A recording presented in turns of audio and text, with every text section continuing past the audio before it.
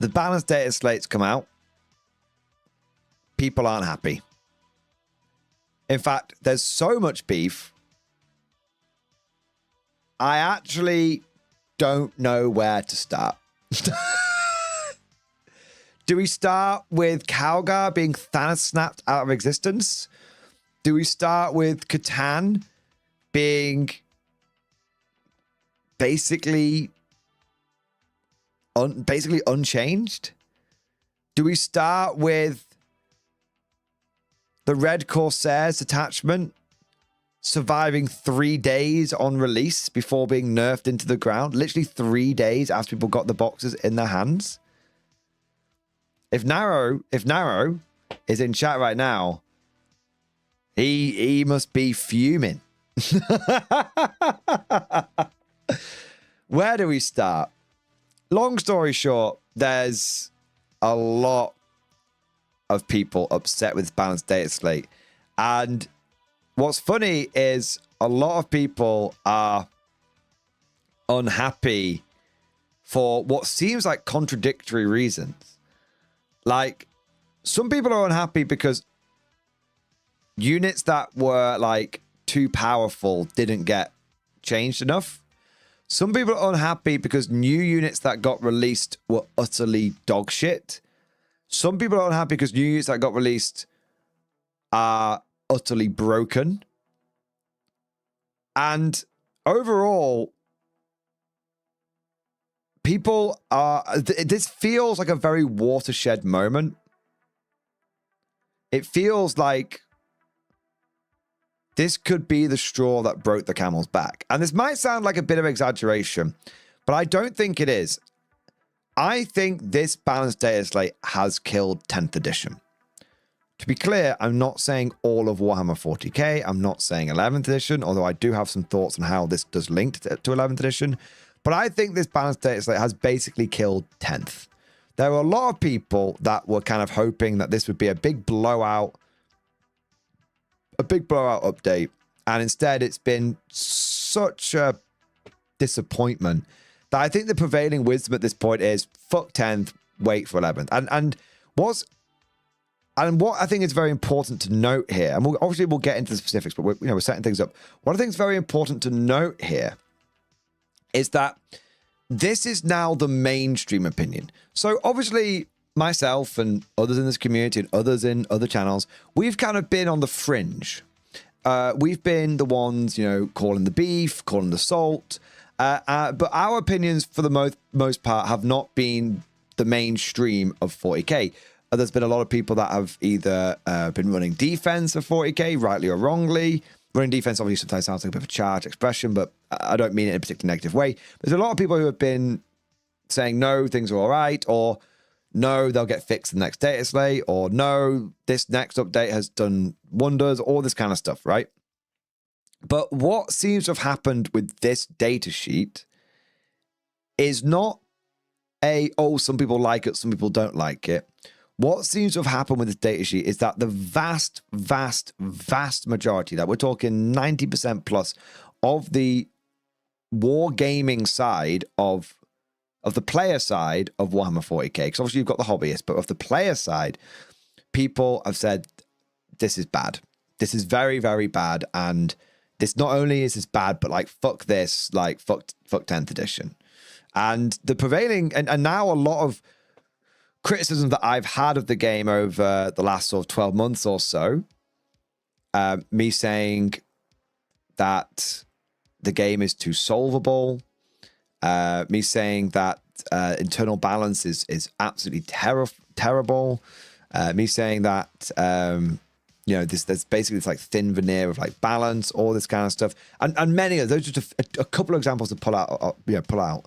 But a lot of things that I've been saying, they have now gone from me kind of shouting into the void a little bit to now, if you look at various videos, like Auspex Tactics has covered this, and others have covered it as well.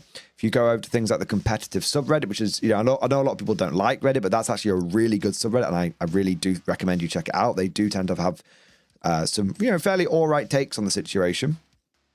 And other places, And you've also got other channels like Art of War as well. They've done a really, really good stream covering this.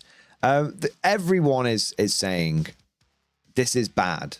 And not only are they saying this data slate on its own in isolation is bad, but basically this is now just indicative of everything that has kind of gone wrong with 10th edition. That's the big difference, because obviously there's always good and bad parts of the game, but it's these bigger topics which have now come to the fore, and these bigger gripes, these bigger problems with things like game design and the way GW has approached trying to balance the game and all this kind of stuff, they've come to the fore, and they've gone from being fringe to now being the majority. And I did say a little while ago that I thought, 10th edition, it's done a lot more damage than people realize. There's been a lot of people who have been hoping the next update, that there's been a lot of hope, there's been a lot of cope. And I think what we've seen here is the watershed moment. And that's why things have changed. That's why suddenly people have just shifted. And that's why I think, I know it sounds like we're getting a big topic and we'll get into specifics of what have happened, but that's why I think this does have ramifications for 11th edition, because this is now everything is pinned on 11th. This might only seem like a little balance update, but sense the wind in the air. The shit wins. You hear that? The way the shit clings to the air? Goddamn shit wins. Like, the shit wins are now, everyone can feel it. And I think one of the reasons why people are crashing out about this so much is that basically everyone is either consciously, subconsciously, or just not willing to admit or not willing to admit, but everyone is aware that a lot is now riding on 11th. A lot is riding on 11th. 10th has gone wrong here at the end, and more wrong than many other editions. Because, and again, we'll get into specifics, but one last point I want to say on this intro segment. One of the big differences between what's happened, this, because people say, oh, it's just end of edition bullshit. Compare this end of edition bullshit to what actually happened at the end of 9th edition. At the end of 9th edition, we got a lot of unbalanced and crazy shit, but this was all done through the Arcs of Omen update. So basically, GW did this massive update at the end of 9th edition called Arcs of Omen. Huge lore implications, loads of box sets being released around it. Remember the boarding actions, all this kind of stuff.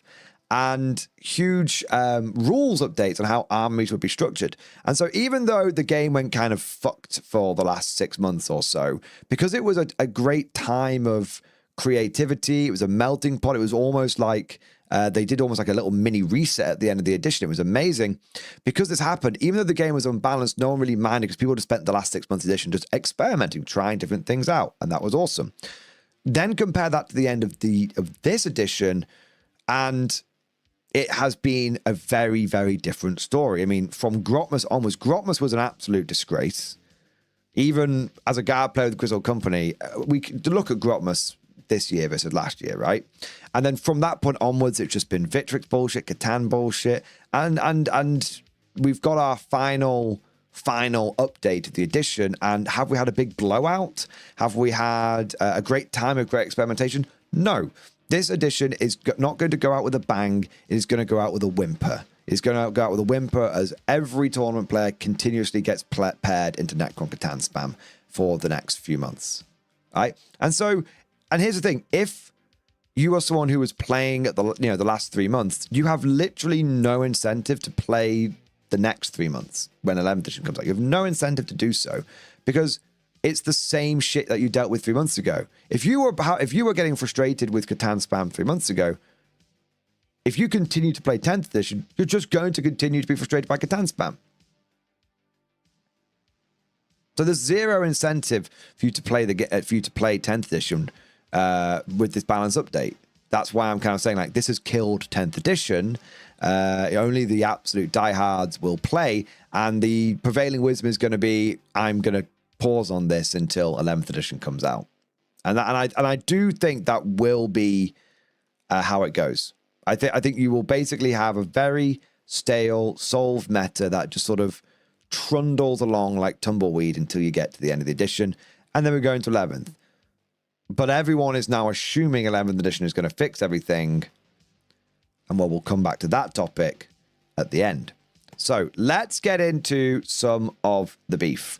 I think the best place to start here is with the Minotaur Field Manual. I think everybody loves a good points update, or loves to beef on a good points update. So let's have a look at that.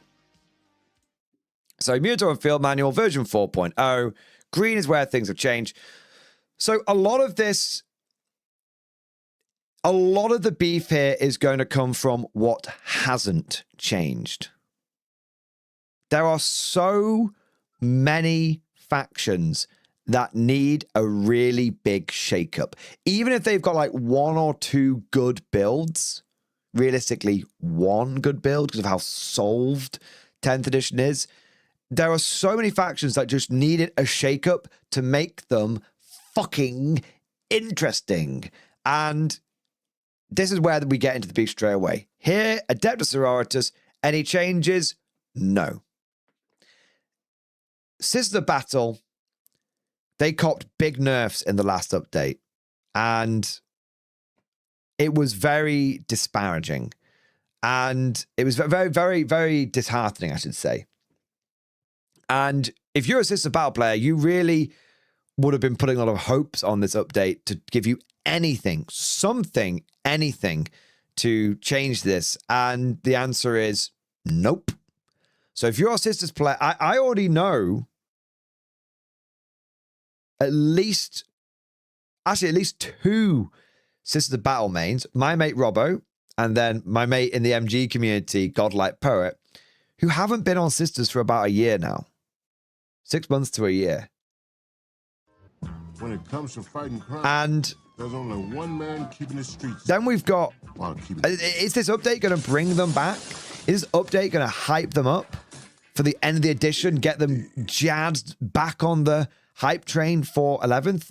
No, of course not. If anything, it's just going to make people feel vindicated. For those people that have places that have stepped away, it's going to make them vindicated in doing that. Because if you put all the effort in and all the struggle in over the last 3 months and this update comes out, you will feel like you've wasted your time. Yeah. It's like when a video game, it's kind of like when a video game's coming to an end, like, the player count drops because everyone realizes there's no point in putting effort into it. It's kind of like a similar situation here. So Adeptus Sororitas, nothing, and they really needed it. Then we get to Adeptus Custodes. Big beef moment here. So what's happening with the Custodes meta at the moment is Custodes are a horde army. I don't want to exaggerate, but personally, Custodes being a horde army, it's cool.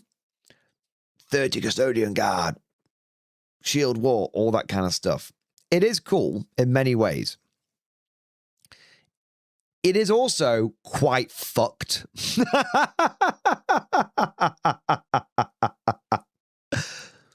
It's quite fucked. If there's one thing that I think is a perfect symbol of where 10th edition has gone wrong, it's that Custodes have ended up as a horde army. Because they're the one army that shouldn't be a horde army. It should be like, oh, it's a fun semi-competitive build to go for the Custodian Guard Shield Wall. Like, we're not saying it shouldn't be possible, but we're saying it shouldn't be the go-to meta build. But the funny thing is, like, it's not even like Custodian spam in a cool shield wall is what's effective. It's Custodes being spammed in Land Raiders. So the go-to competitive Custodes army is 30 Custodian Guard, 3 Land Raiders.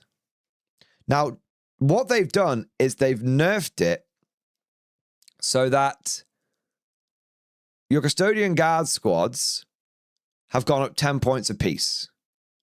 So you've gone from 200, from 190 to 200, and from 150 to 160. Bear in mind, they've done this nerf after the last update they did was to bring the points down. Like, if I'm going on a tangent here for a second, what the fuck is going on here? You just lowered the points cost to like clearly encourage this playstyle. And then what have you done is you've now put the points cost up. What? Now call me a cynical man, but it's kind of funny how, hey, look, we'll put the points cost down on the custodian infantry.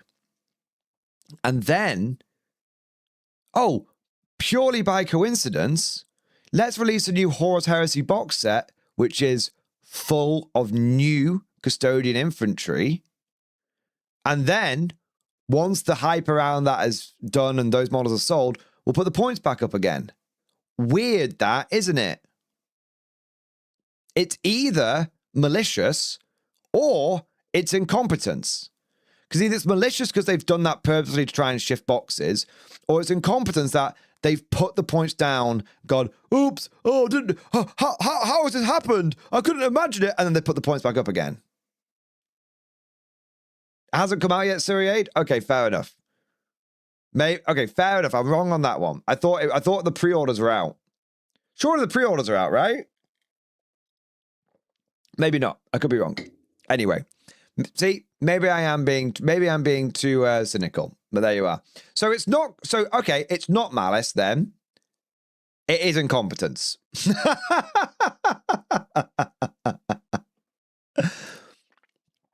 you want to know what's really stupid about this though? This has no impact on the custodian meta.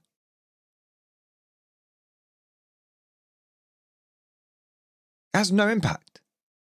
Do you know all you need to do to adapt is take your 6 5-man squads and turn 2 of them into 4-man squads.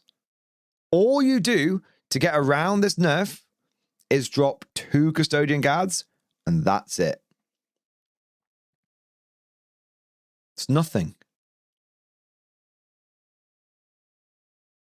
It's nothing.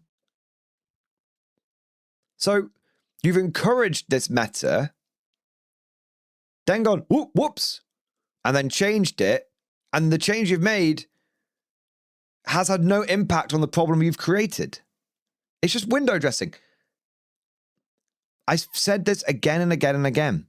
10th edition, anyone who says, how hollow does it sound now when people say 10th edition is the most balanced edition? It's like, bro, as GW got the hand up your ass, has got the hand up your ass, fucking working like a sock puppet. It is unbalanced. I've been saying, again, send me to the black ships, but have I not been saying, chat? 10th edition isn't balanced. It has the veneer of balance. All of this is window dressing. It is no more balanced than other editions. It just has its own set of balance problems. Yeah. Archon Hank, the entire Custodes Codex has been so style edition. I really feel bad for Custodes players. It's boring Codex in a boring edition. This is. Do you know what's crazy, Archon Hank? If you had said that 6 months ago, 3 months ago, that you had been like, oh, 40k is a boring edition, that would have been considered a controversial opinion to have in this hobby space. People would have gone, no, it's not boring. It's not boring. It's amazing how quickly it changes. That controversial opinion to have in this hobby has now become standard, has been accepted. You tell me 40k is a boring game, myself, and pretty much everyone in here is going to go, yeah, 10th edition is pretty boring, isn't it? I remember we were having this conversation like 4 or 5 months ago, maybe not even that long, beginning of this year.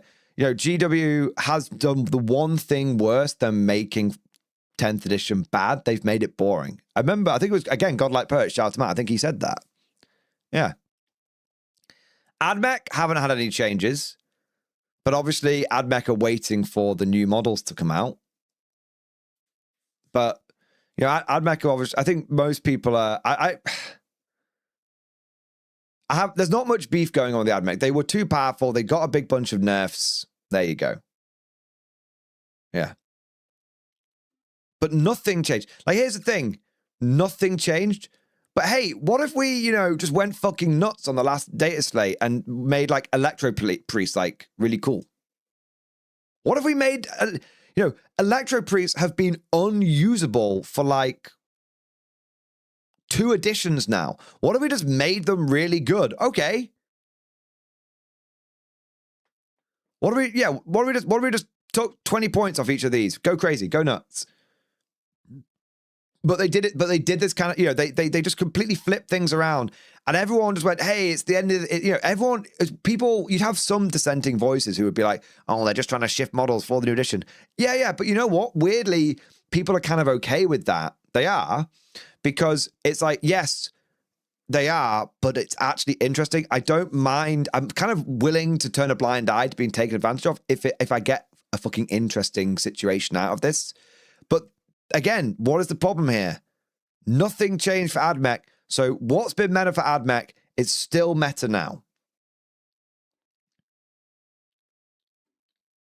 Eldar. God, they're signing off for me with all the new names. Eldar. They caught a nerf to Azaman. So I think it's Azaman or Azurman, but Azaman, he got a 10-point nerf. Now, the reason he got a 10-point nerf is basically it's free fire and fade. He gives free fire and fade. Now, this is an extremely ironic nerf if you know what the twin lands for the Tau can do. Now, what's kind of... I have a slightly controversial opinion here on the Eldar situation. Now, the Eldar win rate overall is very bad. It's like sub 40% or around 40%. The current Eldar situation is that if you are a very high skilled player, like we're talking like Liam VSL skilled player, if you're a very, very high skilled player, you can absolutely win with Eldar and maybe even win tournaments with them. But if you are not that good, then you are going to get fisted game after game after game. Now, my slightly controversial opinion on this is that I'm not overly against that, because Eldar, their reputation has been they are the quintessential high skill ceiling army. However, they should be a high skill ceiling army, but not a top 10 player in the world can make these guys work. There is high skill ceiling, and then there is stratospheric skill ceiling. And I think I think the ceiling is too high. I think the truth is somewhere in the middle, as it often is. And so I think the skill ceiling needs to come down a little bit for Eldar. Yeah, I think it does. They're a good army, and they shouldn't be run by... They shouldn't be run by remedials. They should be run by skillful players. That should be the law of the army. The USP should be Eldar's a tough army to win with, but if you win with it, you are... No one can deny your skill. And for a certain kind of competitive mindset, that's like, all right, yes, I want to win, and I'm going to win with a challenge, and I'm going to be the fucking best, and no one can deny that. There's a very certain mindset that loves that shit, and that gets a real fucking hard on from that idea. Not me personally. I'm a gambler. I just love taking my bread and butter armies. You know what I mean? But there's a certain kind of mindset that the Eldar should appeal to, and I think it does. But they've gone too far with it. The changes to wraiths, window dressing. Window dressing. None of these wraith changes make any difference because the wraith attachment is so gash. Yunari, no changes. It's a fucking miracle that Yunari even still exists at this point. They were clearly... I mean... Yunari are a perfect example of plot threads that GW set up in 8th edition, but clearly the people that used to work there don't work there anymore. So the people that have taken over those plot threads have no idea how to end them or have no interest in ending them, so they keep making new plot threads. Yunari, it's a miracle they still exist. Then we get to the guard.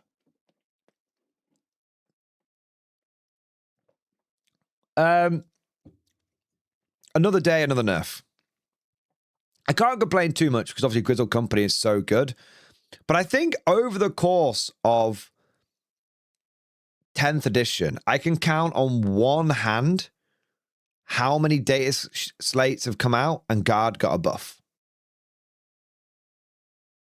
Yeah.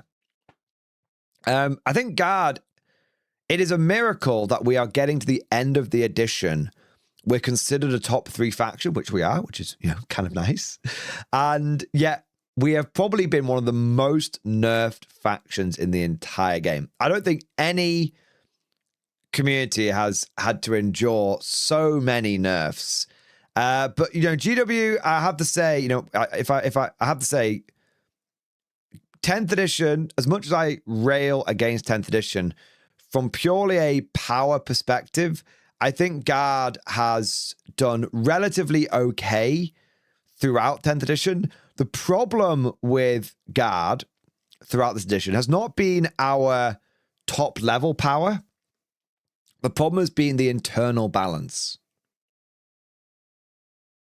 And what's funny is Guard were more interesting when we had an index. Guard has become extremely boring ever since we got that codex. And it's really easy to understand why. Because Guard didn't actually have one index. Guard had 3 indexes. We had our index, and then we had 2 Imperial Armor indexes. So Guard basically, when our codex came out, everyone was like really excited for it. But the problem is that we went from being a very, very deep faction with lots of cool, unique things that we could like try out, always more experimentation. And basically we lost 2/3 of our units overall.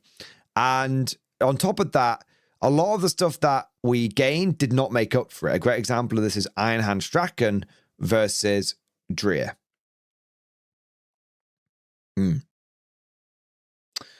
And this is, and I think that the problem with the Guard is not that we are not powerful at the top end, is that we're just we just have so many units which have been so bad for so long. Like we've got 60 odd data sheets and only 12 of them are really worth it. Like the Age Defense line, bad. Armor Sentinels, bad. Artillery Team, good. Rough Riders, good. Baneblade, okay. Bane Hammer, bad. Bane Sword, okay. Basilisk, okay. Bulgrin, amazing. Castellan, good. Command Squad, good. Heavy Weapons Squad, Cade Heavy Squad, meh, bad. Shock Troops, okay.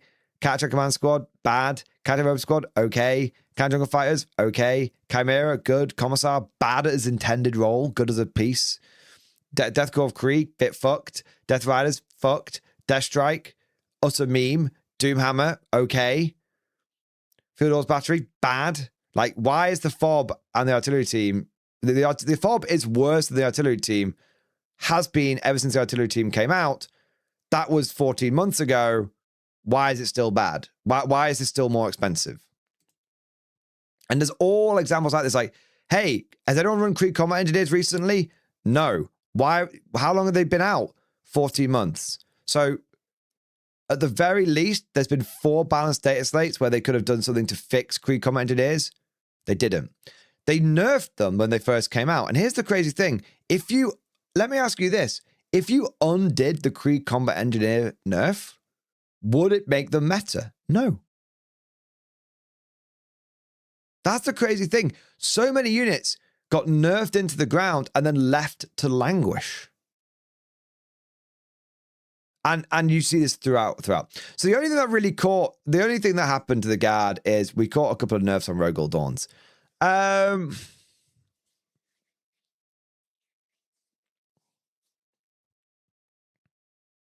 Rogel Dawns, a lot of competitive players say they're very good.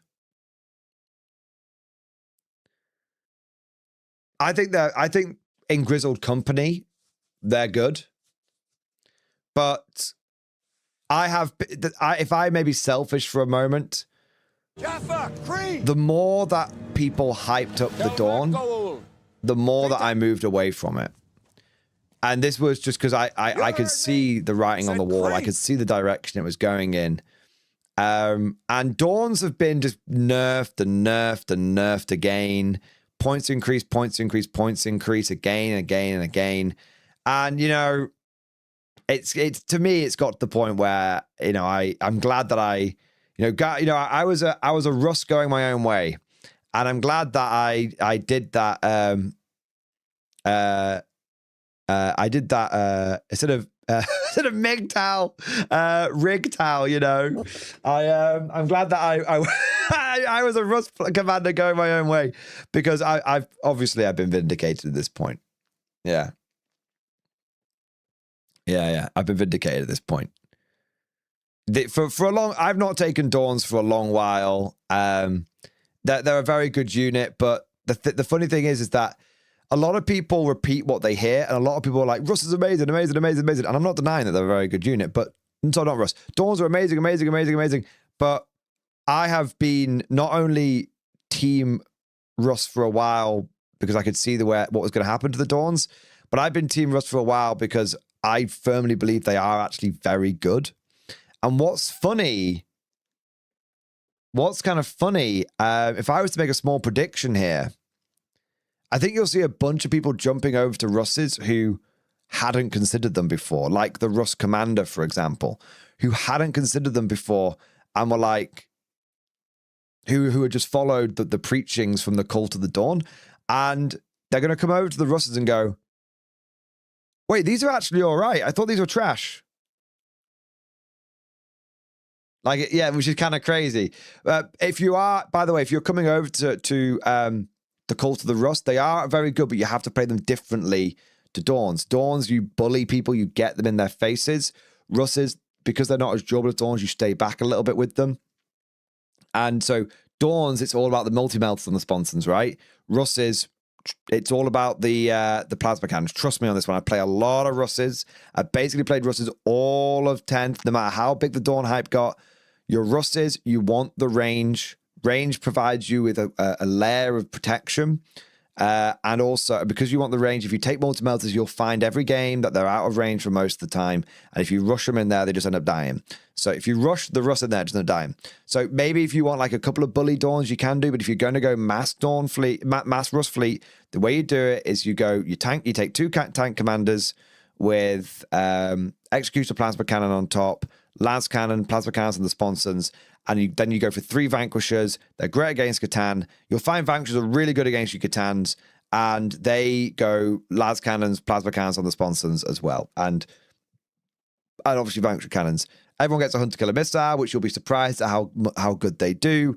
Everyone gets Heavy Stubbers, which obviously Stubbers are great. Well, they're fine. They're a bit of fun.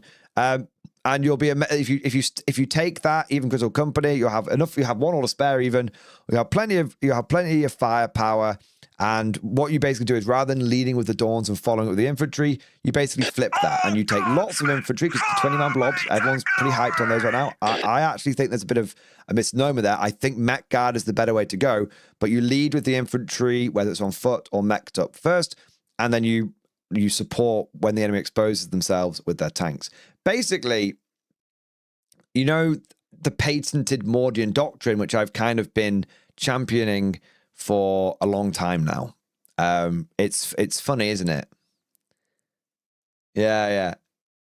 It's funny. That patented Mordian doctrine, whilst everyone else was chasing the newfangled shit, in the Marine Corps, it's like a day on the farm. the 3 lines techniques, 4 pillars techniques, they always look after you as a guard player. They really, really do. These are philosophies that if I may wipe myself off here for a little bit, these are philosophies that I've been preaching and championing for over a decade at this point. Yeah. You can't just run your Russes like Dawns. You will need to adapt to a new doctrine. But once you get that doctrine under your belt, you will be okay. And I will say this: if you're looking for some places to go with your Russ fleet, and how to support it, I would highly recommend you check out things like my Met Guard armies that I've run, the 5 Chimeras, 5 Russes, 2 artillery teams, that kind of stuff. I honestly think that those kind of builds are going to be helpful for a lot of people. Yeah. Of course, 12 Bulgrin, double Rogel Dawns, and all that kind of stuff will still do very, very, very, very well. Of course they will. But if you're someone who's like, fuck these Dawns, I want to try something else out, I've got a whole archive backlog of content that will help you. And I think that is worth saying again and reiterating. These changes to these Dawns are very, very light. They're very, very light. And I think overall, I don't think this really changes the Guard meta in any way, shape, or form. I think actually, if you stick with the current meta, the Bulgrins and the Dawns and some of the Ship Munchers and stuff like that, I think you'll still be absolutely fine. Absolutely fine. I think you'll be good. But I think going down the traditional Mordian route, I think you'll be all right. And I have also, what's kind of interesting is I've heard some people, specifically, again, shout them out, Art of War, say they think that the most meta way of playing Guard now is actually pure infantry. I do think an element of that comes from, Wesley St. Hines doing very well with it. And I think an element of that comes from, I don't 100% agree with that. And I'm a pure infantry guy, and I don't 100% agree with that. People look at the 20 bodies for 120 points, and they go, that's too cheap. As someone who's been playing Guard for a very long time, you will run your first 20-man blob out there. It will instantly evaporate to what feels like your opponent's token spare firepower. And you'll go, maybe these are worth 120 points. It sounds crazy. I actually think that Blob Guard is not the way to go. I actually firmly believe infantry inside Chimeras is the way to go. 100%. 100%. Blob Guard is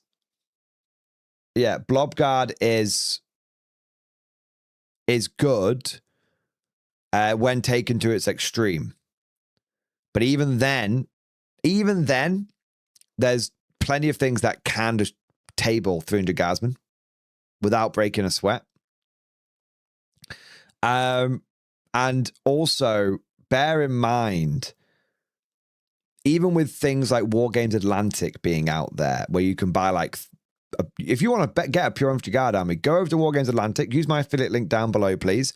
Go over to the Le Grognards box set in their Deathfields range and buy 10 of them. You get a discount. In fact, fuck it, I'll show you, right? Right? Go to War Games Atlantic, Deathfields, go to Le Grognards and buy 10 boxes for £22 each. £220 and £221 and 30 pence, right? You will get yourself 240 infantry.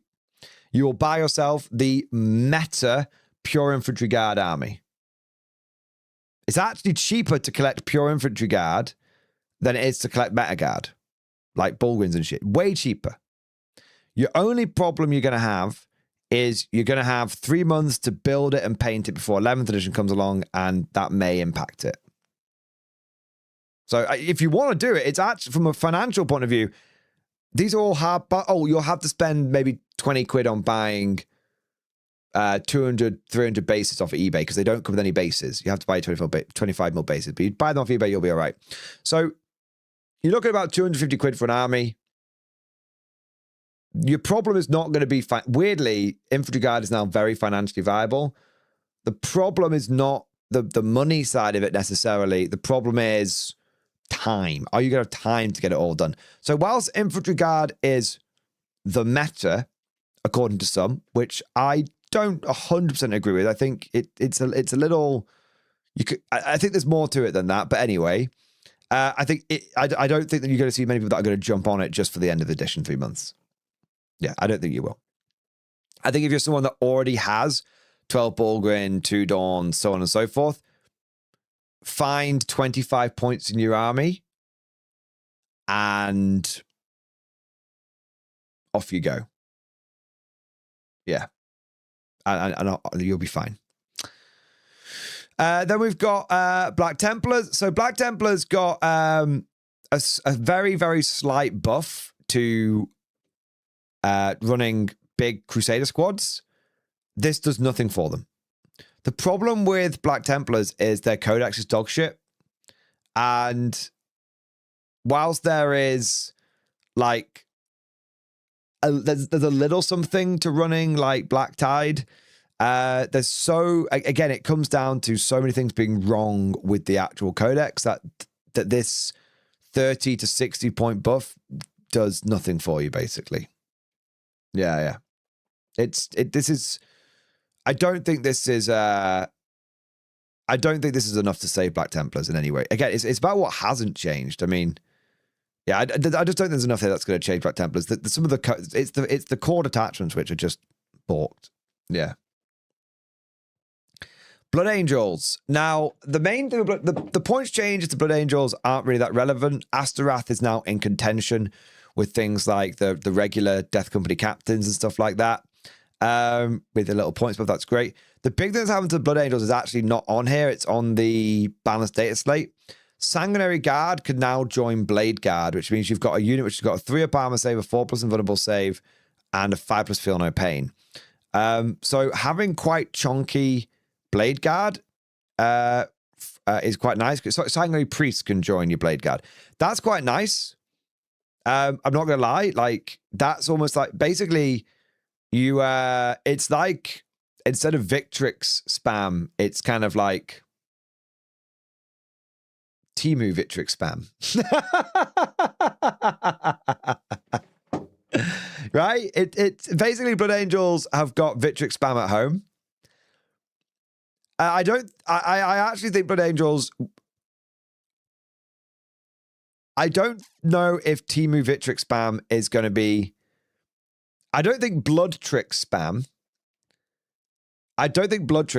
is going to win many super mages, but I actually think that if you're a Blood Angels player, you have come out of this a lot better than so many others because you actually have a fun, interesting thing to experiment with for the end of the edition. Yeah. So that's cool. Chaos Demons catching nerfs, necessary nerfs.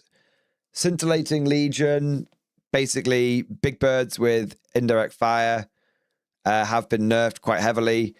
I don't know if it's dead, but it definitely, I don't think you'll see it as anywhere near as prevalently as it once was. Chaos Demons nerfed into the ground. Yeah. Chaos Knights, nothing. Chaos Space Marines, nothing. Look at that, nothing for Chaos Space Marines in terms of buffs. The only thing is they got a slight buff to the Renegade Warband, but unfortunately Renegade Warband got nerfed into the ground, which we'll get to in a moment. Codex Supplement Dark Angels, nothing. Like, no change. Just what I mean, like, the big beef is nothing, man. Like, not nothing as in there's no beef, as in, this is meant to be the last update of the year. It's fucking boring. It is a perfect example of what has gone wrong with 10th edition. It's boring. Look at where this game was. End of 2025. Mega Grotmus. Everyone was looking forward to like Eldar coming out, Guard coming out. I will say it once. I will say it 1,000 times. I have said it once. I have said it 1,000 times. 2025 was an absolutely shocking year for Warhammer 40k. And I just think it's taken a long time for people to finally see that. But 2025, going into 2026, the first half of 10th edition was amazing. It genuinely was. First half of 10th edition, I would rank as one of the best moments in all of Warhammer 40k. It felt so good. The second half of 10th edition has been awful. Awful. It's like they just it is like they gave up. I don't know if someone important left the company. I don't know if something happened behind the scenes that we're not aware of, but at the end of 2025, I was pure team hype.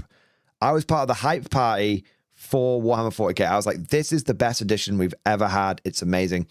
And then it's like 2025 came along, 2026, and it's something has happened where they've completely, it's completely gone off the rails. It's mental. Yeah. Like, this is just so lazy. And again, people saying, oh, but it's the end of the edition. They're phoning it in. Two things. One, they didn't phone it in at the end of 9th. Three things, actually. They didn't phone it in at the end of 9th. So why are they doing it now? 2, this is a £7 billion company. I expect them to be on it all the time. GW, if you're going to be the industry leaders, then fucking lead. You look like amateurs in a room. And then the third thing,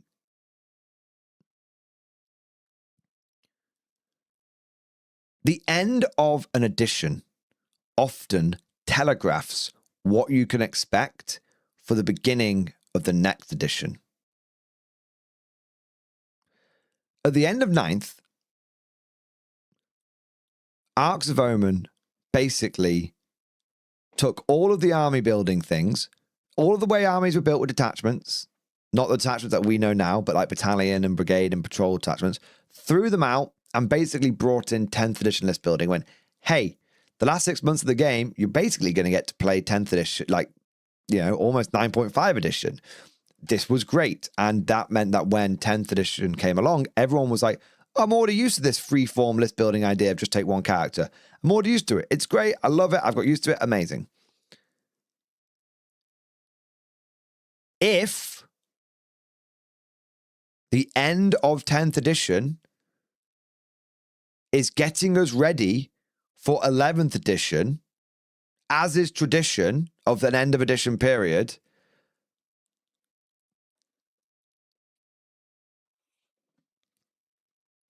oh God.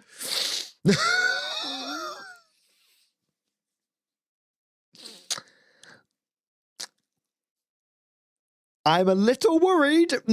I hope that's not the case.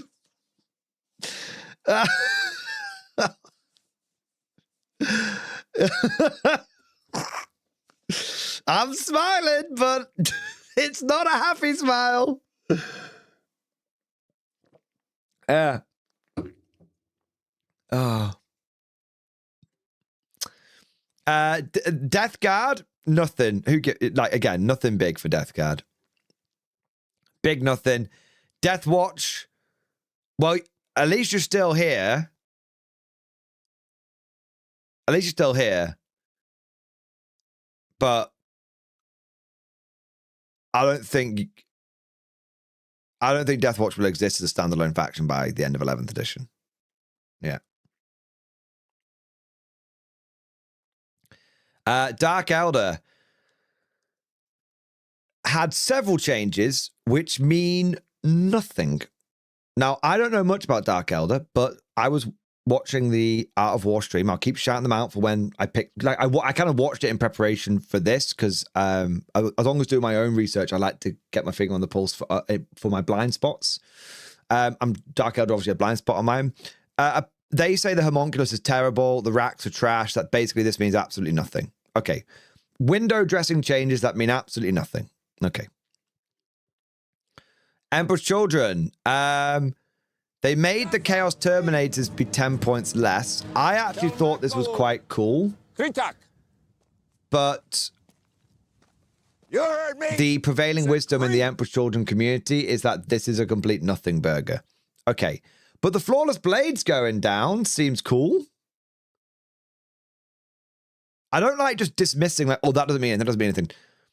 Where I think like, I think where it's relevant, you should say that. But I think Flawless Blades coming down is kind of interesting. I suppose the problem is with Emperor's Children is, yes, this is interesting, but is it better than what already is our meta? I suppose the big question is, do any of these changes here make Emperor Children players want to not take 3 Demon Princes with wings? I don't know the answer, but I suspect the answer is no. Yeah. I suspect. But I where I have a blind spot, I don't know, I will just hold my hands up and say, this looks like a decent amount of green. I mean, I don't want to just go with the herd mentality. Look, if I was an Emperor Children player and it was the end of the edition and I was like, fuck it, I'll swap those 3 Demon Princes out for the 18 Flawless Blades I've got knocking around. If I already had them, I'd be like, okay, sure, fine. I think there's enough here where if you just went bonkers and were like, max Terminators, max Flawless Blades, max Tormentors, maybe you could have fun with that. I think there's enough there. Maybe. GSC, nothing, man. GSC have been one of the worst factions all of 10th edition. People are going to take issue with that because they're going to think I'm talking from a power point of view. GSC have been just so unfathomably boring for 3 years. From day one, they've rewritten their army rule like 3 times. It's all just been, hey, maybe get... GSD's flavor has been, you might get some free units.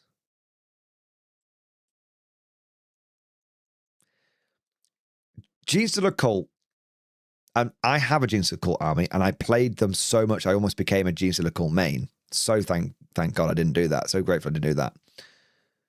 Genestealer Cult were peak in 8th edition. Absolutely peak, perfectly designed in 8th edition. Came out the gate storming, but once people learned how to beat them, they were a perfectly reasonable faction. Backbone of the guard, ready to serve. Since then, since 9th and 10th edition, this faction has been genuinely a pale shadow of itself. If 11th edition does not change things for Genestealer Cult, I will be selling my Genestealer Cult.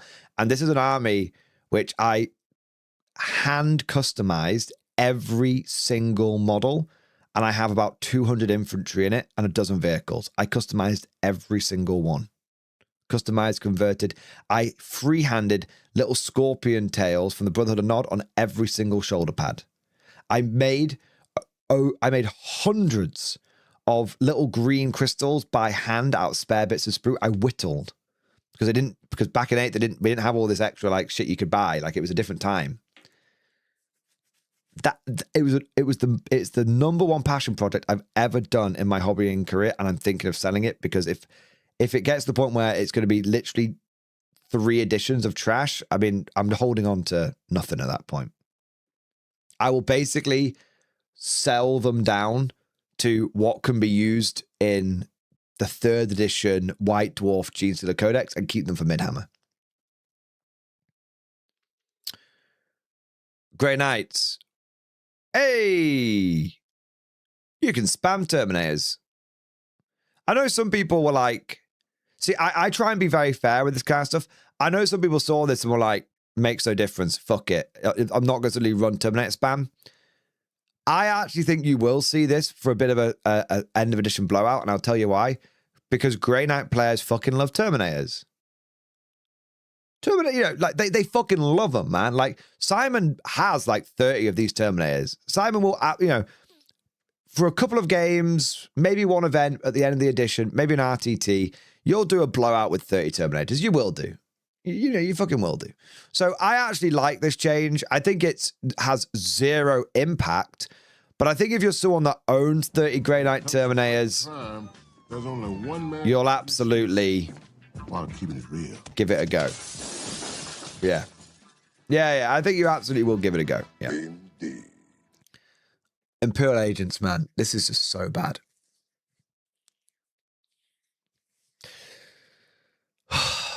I have so much beef with this, I don't know where to begin. So... All guardsmen, follow me to glory! Obviously,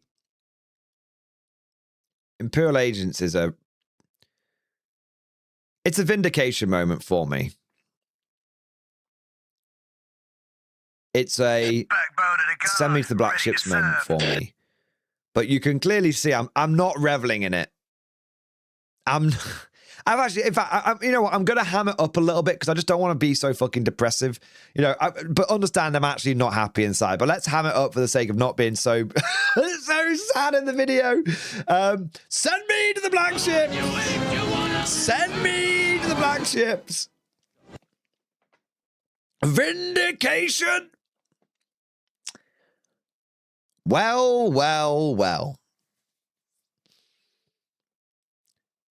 Who said that Imperial agents were an absolute rug pull faction? Who said that they were literally a scam from GW?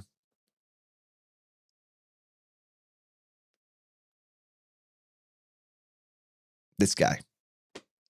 Forward, you dogs, to Imperial victory! agents. I said earlier that custodians were like the epitome of what's going on with 10th edition. Imperial agents are. This faction sums up everything that is wrong with modern GW and their corpo ways of doing things. This faction only exists as a standalone faction to try and force people who don't know better to spend £30 on a code for the app so they can use an assassin. That's what this is.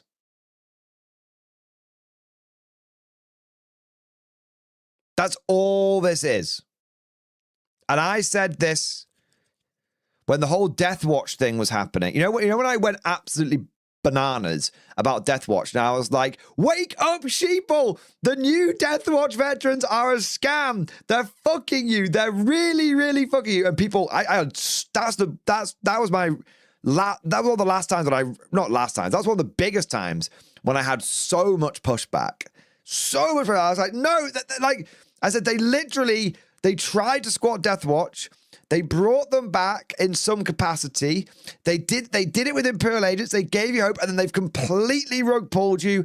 This is unacceptable. We should all be up in arms about this.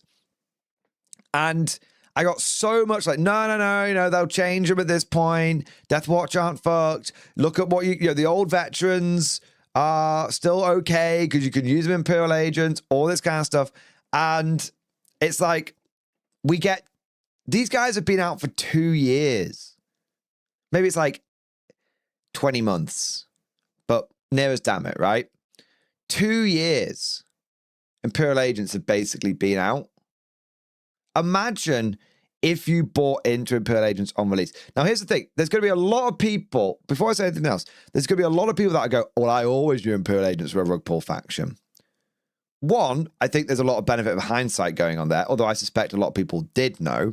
But two, you're probably coming at this from the perspective of someone who has dealt with GW's chicanery before. But remember, 10th edition is the edition which has blown up 40k and has got more people into the game than ever before. Tournament figures have been higher this edition than ever before, right?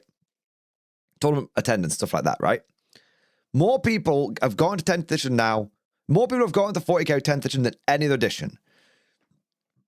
This means that the vast majority of people that have engaged with this game and who engage with Imperial agents bought the faction assuming that they would be a full faction. And whether they bought in because they're like, hey, maybe this, for some people, this would have been their first faction. Imagine this was the first faction you bought. Or imagine you start with another faction and this was your first expansion faction in 10th edition. Maybe you've seen all the balance patches happening. You've seen other factions, when their codes come out, getting all sorts of new units and all this kind of stuff. And you're like, hey, I'll buy into these guys. Because you don't have the perspective. You didn't know.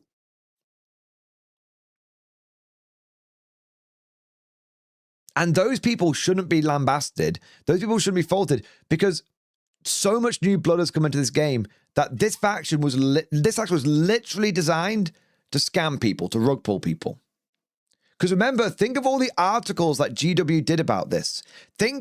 Remember, everyone being really hyped for Imperial Agents, thinking, oh my God, there's going to be so much that you can do with these guys. I remember I leaked the codex. I was the first person in the world to leak the Imperial Agents codex. I did a whole video on it, a whole stream on it. And I was the one that broke the news saying it's just fucking so disappointing. It's just a Kill Team catalog. Right? People may not remember this. I not only did I leak the Guard Codex fucking early, but I leaked the Imperial Agents Codex early as well. I was the one that blew the fucking whistle on these guys. And it's just like... But if you'd only believed the GW propaganda that they put out, you would have been led... Remember they had like pictures of like... Remember when they had Scions painted up in inquisitorial colors? And everyone was like, oh my God, they're going to bring inquisitorial stormtroopers back? No. Remember that? All of the marketing around this faction was designed to make you think it was a full-blown faction.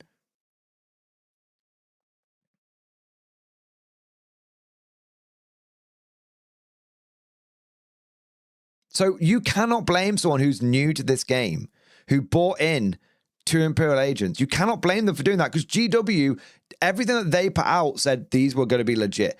And then 2 years later, Imperial Agents have had one update, which is the update today. And do you know what that update was? Nerfs.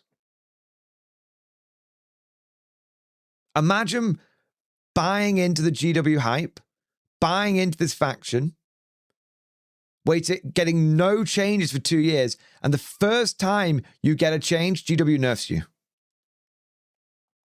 And to add insult to injury, the one update you got wasn't even for your faction.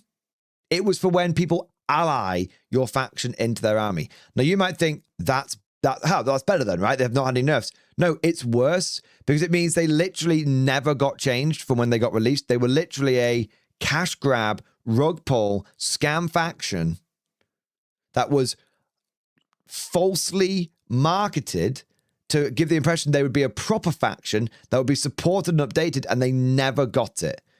People were literally charged 30 quid for a catalogue.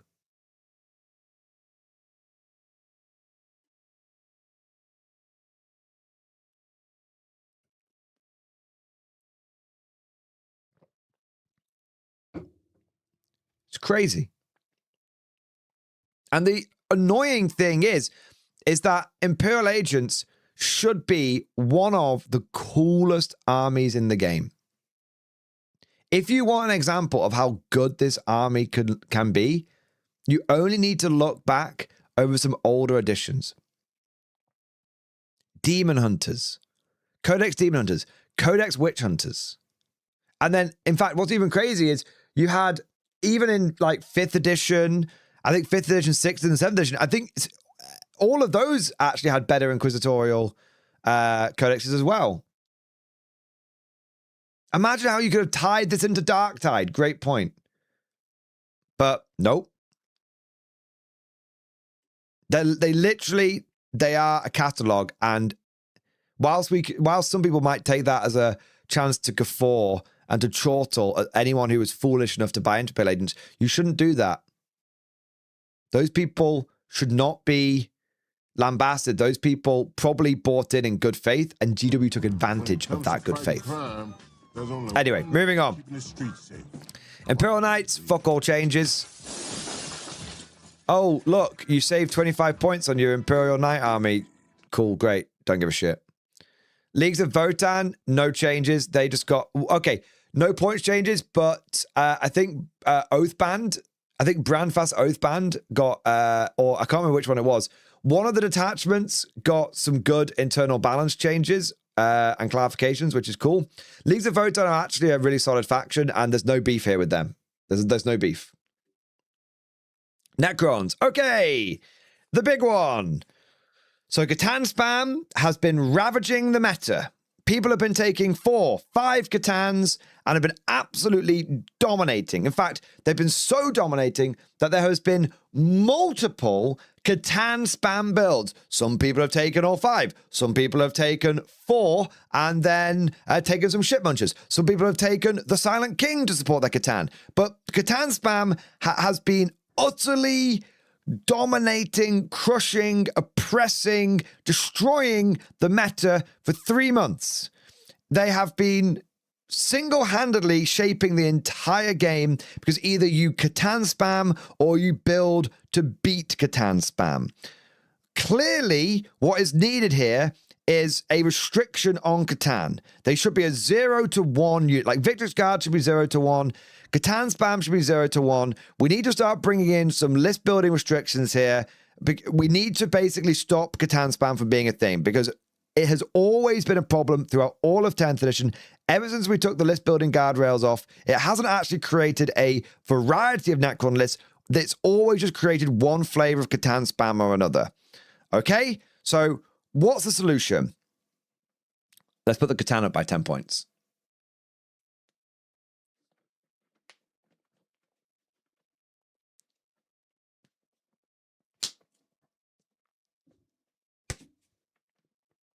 Ugh.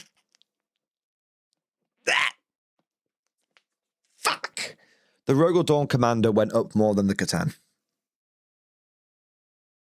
We are going to have to deal with a Catan. Well, I'm not going to have to deal with shit, but people who are I'm not playing this fucking shit, man. I'm waiting until 11. When 11 is going to do some heavy lifting to get me back is all I'm going to say. But people who still choose to engage with this game, which is going to be less and less every day, are going to have dealt with 6 months of Catan spam. 6 months. It's this kind of shit which killed 7th edition, guys. When broken thing after broken thing just came out and there was no hope for change. When it was 6 months of having to deal with Riptide spam. 6 months of having to deal with Warcon when you got a free knight in an Admech army. 6 months, more than 6 months. A year or so you had to deal with free Space Marine transports. All this kind of stuff. It's crazy. Do you want to see something funny? Here is a visual representation of how the Necron community is going to deal with the Catan spam. That's it. Take it, destroy. You didn't really care about out. Catan spam is proper. Do you see now why there's so many people which are fucked off about this data slate? Custodes. Really boring, oppressive, really boring stat check way of playing. Not fixed. Imperial Agents, caught a nerf. Necrons, not fixed. Victrix spam, not fixed. Like, what a fucking joke of a data slate from a £7 billion company. What I mean, actual joke town. Orcs. The GW managed to make the most fun-loving, happy-go-lucky community in all of Warhammer 40k sad.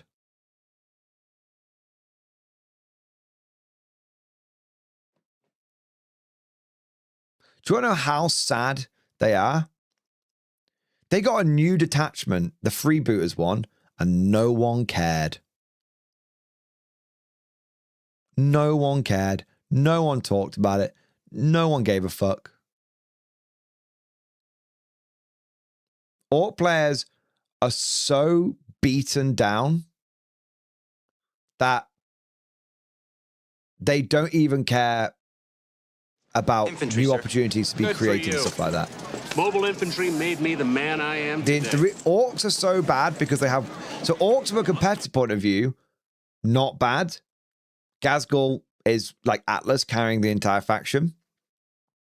Orcs from an interesting internal balance point of view, terrible. And I can actually tell you why orcs are so sad. Orcs as a faction, when they were literally first introduced to the game, were introduced and designed fundamentally in a way that is completely at odds with modern GW design. What is killing orcs is not points or internal balance or anything like that. What is killing orcs is the dreaded policy. Orcs are a faction which do not, literally do not work within the what's in the box is what you have to take mentality. They don't work. Orcs are the kit basher's dream. Orcs are the scratch builder's dream. Orcs are, let's take 7 different kits, mash them together, and end up with this completely unique army. That's what orcs are about. All players aren't about winning games. If they win, they're a surprise to anybody else. Okay, you've always got competitive orc players. Don't get me wrong. You've always got them Blood Axe war bosses leading the way, of course, right? But orcs as a faction, as a community, they are about freedom. They are about not being put in a box, not being constrained. They're about looted tanks. They're about units that have no models but have data sheets and with little designer's notes saying, hey, you should convert these. That's what they're all about. They're an army which should just be, they're the army that was designed from the very, very, very beginning to be a sandbox. They're the sandbox faction. And that does not work in modern Corpo GW. GW does not want orc players buying from... GW genuinely wants to try and reprogram the entire orc community. They do not want orc players scratch building. They do not want orc players combine different kits because they don't know what kit's been bought for which game. It doesn't fit neatly on the GW Corpo spreadsheet. Modern Corpo GW does not understand orcs. If you're an orc player and you're like, I don't get why GW is doing this to us, it's because you are no longer the orc community that GW, not that they don't want you, not in that way, but they no longer, the people that designed your faction no longer work at GW. They don't understand you. They don't get that you're a different kind of faction.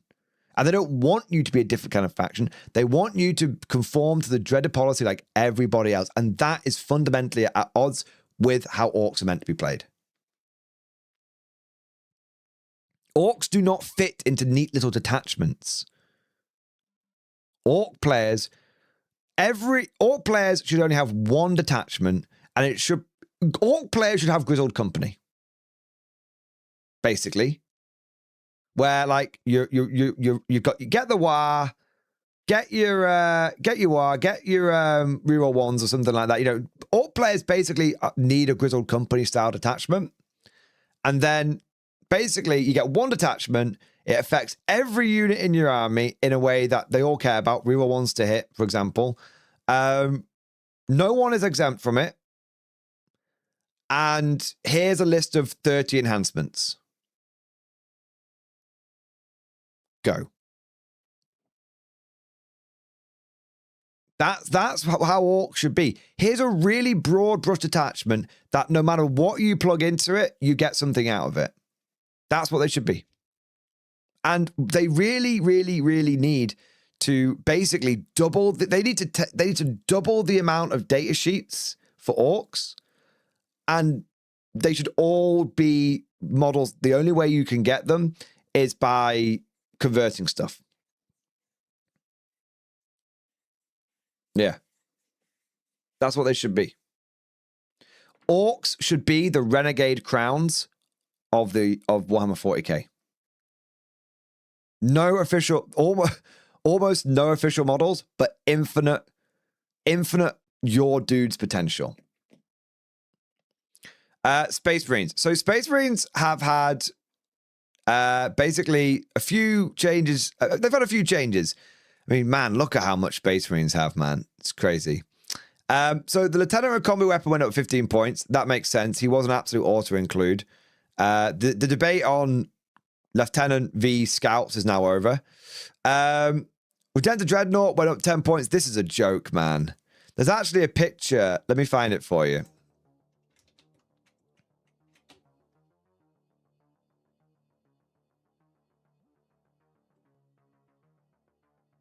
Where is it? 1 minute.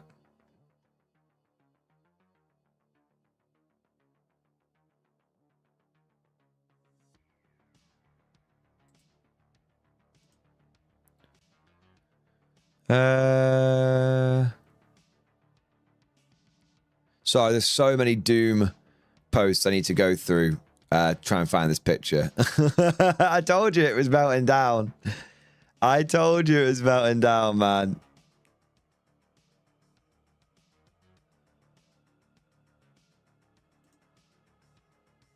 This picture is worth it, though. Trust me.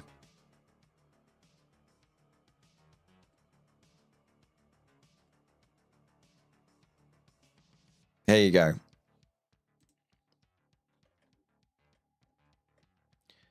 This sums up so much of the point balancing.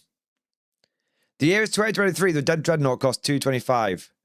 The year is 2023. Again, the Dead Dreadnought cost 210. The year is 2023. Again. The Dead Dreadnought cost 200. The year is 2024. The Dead Dreadnought cost 210. The year is 2025. The Dead Dreadnought cost 195.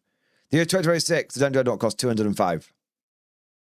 You know how I've said 10th edition is the edition of veneer of balance? It looks like it's being balanced, but actually it has at no point has 10th edition been balanced. It just looks like it's more balanced because more changes have happened, but less of those many of those changes have been nonsensical. When we had that whole bit in like a previous stream where it's like, okay, but if you go back before Catan Spam, it was Victrix. Before Victrix, it was this. Before that, it was like, okay, we've gone literally back all the way now. And there's always been something that's been broken, that's been dominating. Yeah. That picture kind of sums it up. It's always looked like it's getting more balanced, but it's never actually been more balanced. Yeah. So that's the bit with the Redemptor. Repulsor Executioner catching a 10-point nerf.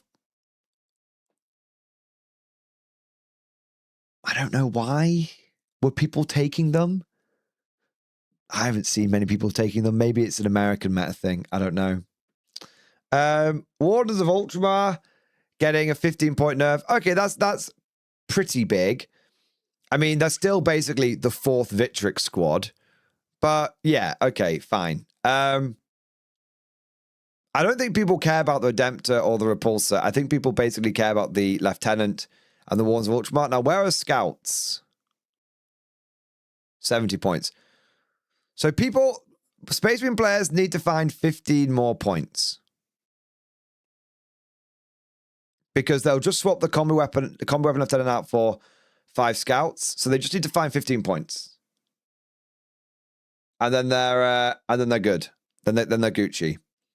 So the big thing with the big beef with Space Marines is that Victrix hasn't been fixed.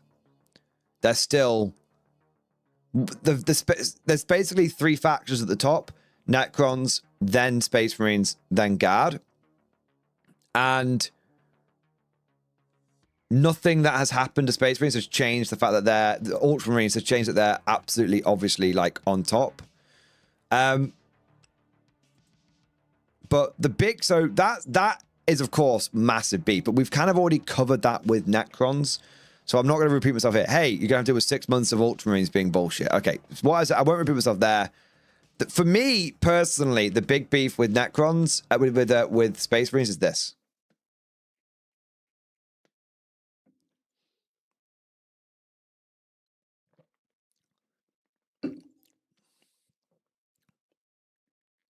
I think this is the 3rd Primaris unit that has been Legends. I know it happened to Hounds of Morkai. Obviously, they could be taken as Reavers. So that's kind of like a soft Legendsing. I think there was one other, but they Thanos snapped Marnius Calgar and Gravis Armor.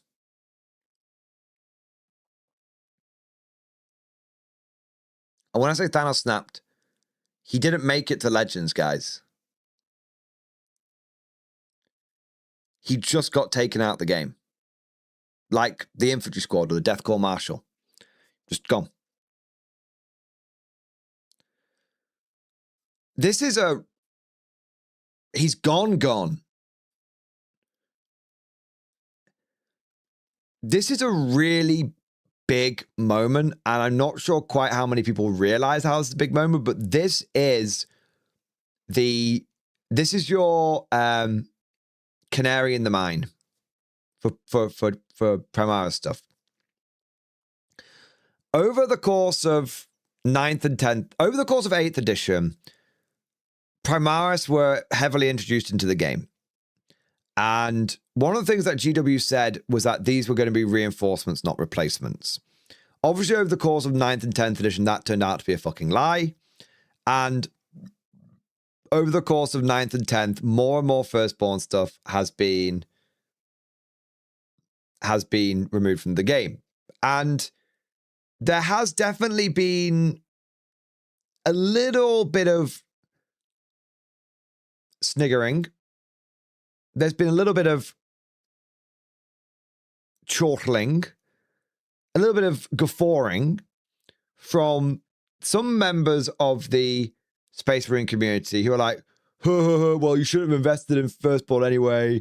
If you ever bought into Firstborn, you're stupid. Primaris all the way, all this kind of stuff. I think, unfortunately, I think that attitude is going to come around to bite these guys in the ass, because basically the Space Marine community, the #1 bestseller faction in all of Warhammer, didn't kick up a fuss when GW started legendsing their stuff. If anything, weirdly, it created this animosity, this split, like I said, this Count Dooku signature superiority for the Primaris team. And so GW went, oh, well, they don't give a fuck if we legends their stuff then. Now, they're coming for the Primaris stuff. Hounds of Mordecai are going to go. Marnius Calgar has gone. The suppressors are going to go. Guaranteed. They don't sell them separately. They haven't done for ages. And so what's going to happen is things like tactical marine, things like assault marines, for example, because tactical marines are still around, but people are assuming tactical marines are going to go, right? But things like assault marines lasted for 30 years. For 30 years. There was an assumption that the models, there was a few, things like that lasted for decades. Now, no model is safe. It does not matter. Every single model has a ticking time bomb over its head. Every single one. It doesn't matter if you're GW's favorite poster boys. It doesn't matter if you are Space Marines. It doesn't matter if you are Ultramarines, the poster boys. No model is safe. Guys, they are replacing the intercessors. They're replacing the intercessors. Now, some of you might be like, but you can take Calgar with Interminator armor now. Yes, you can. But there's a couple of exceptions. There's a couple of problems with that. Firstly, Calgar came with 2 Victrix buddies. Those are now gone. And because you have to build your squads in 3s and 6s for like Victrix and Blade Guard and stuff like that, those 2 models are tricky to actually make use of. You can't even use them as like a Space Marine captain or something like that, because Space Marine captains have got very specific loadouts. Back in the day, you could have taken those Victrix Guard and be like, cool, I've got a captain with a Storm Shield and Power Sword now. Great. Can't do that anymore. because the models only get the loadouts that they come with. So those 2 Victrix Guard are basically wasted now. And then the other thing is that back in the day, you could always be like, oh, well, it doesn't matter if my Calgar model got updated because Calgar is just Calgar. And so I'll just use Calgar. I'll go from using Calgar in like Power Armor to using like Calgar in Terminator Armor. That's why I'll just build them up and everything. Now, there's still a little element of that. If someone used Marnie's Calgar and Gravis Armor against me, I don't think I'd really complain. Obviously, it might be, you've got to check if those dimensions are going to be okay with tournament TOs, like UKTC, for example, very, very strict on models at the moment.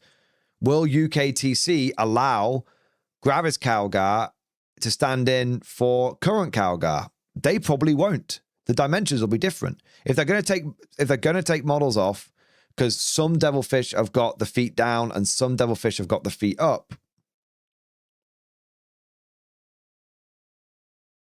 Right?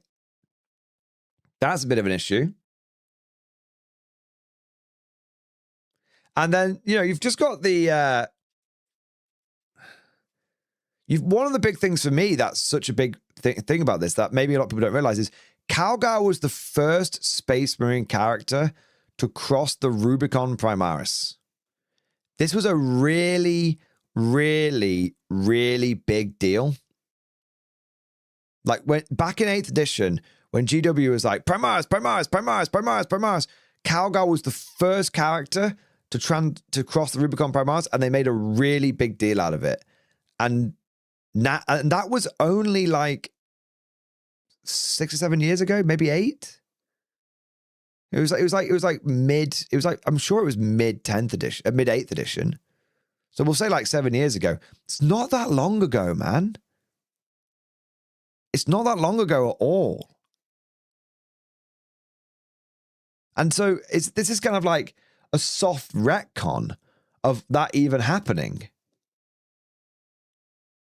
Because Calgar now, and also there is a bit of an issue of, and I don't think this is a real issue, but Gravis Armor is different to Terminator Armor. It is different. Now, to me, Calgar is Calgar, but you could have people argue, go, oh, well, I thought he was in Gravis Armor, so that meant that he had these stats, not these stats. So there's all sorts of, some of it, I think that's a little one though, but there's all sorts of like little beefs, big beefs. But the big thing is there's big implications. Guys, they literally Thanos snapped Marnius Calgar and Gravis Armor 3 months after they had an article when new Calgar came out saying, obviously, you can still use Calgar and Gravis Armor, but you can only have one of them on the battlefield because otherwise it'd be a bit weird if you had 2 Calgars. So 3 months ago, they were like, hey, Calgar and Gravis Armor, still good. And what's funny is 3 months ago, for the last 3 months, what's been the meta version of Calgar? What's been the version of Calgar in all the lists? Calgar and Gravis Armor. Why? Because of his 2 bozos that come with him. So 3 months ago, GW reassured everyone, don't worry, Calgar and Gravis Armor, he's still good. He's still, like, good to go. Don't worry about him. It's just a different kind of armor he's wearing. No dramas. 3 months later, gone. Hey, GW, did you shift all those Calgar boxes you wanted to shift? Nice. Yeah. So this is the issue. There's massive implications with this. And this is why there's more beef. This is why there's more beef. Do you understand why the entire Warhammer 40k community is melting down over this? Yeah. Space Wolves, no change. That's terrible. Space Wolves are in a really bad place right now. Tau M, oh my God. And it just keeps coming. We've had Necron beef, Agent beef, Space Marine beef, arguably Guard beef, Custodes beef, and they keep rolling out the hits. They keep rolling. Arguably, this is the biggest beef yet. Arguably, this is the biggest beef yet. So Tau stealth suits went down by 10 points. That's fine. Don't care about that. No, that's not the beef yet.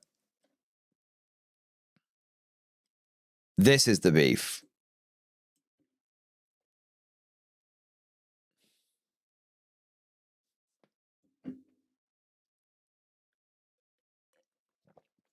This is utterly fucked. Do you want to know how bad this is? The Tau community, the cheesiest, sweatiest, meta-chastiest bastards, saw this and went, that's too much. These guys have waited the amount of memes that have been generated by the Tau community about, oh, GW forgot about the Twin Lance. This is the community that waited months for these guys to come out.